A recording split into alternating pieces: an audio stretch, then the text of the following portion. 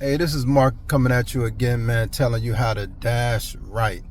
Listen, in the South, man, we got the high 90s and 100-degree weathers. I got some tips, man, for you to make it.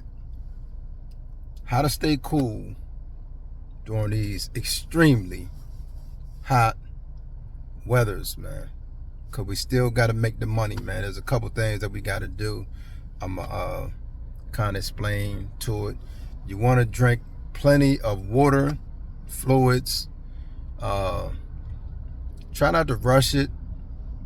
Dress appropriately. And just take your time, man.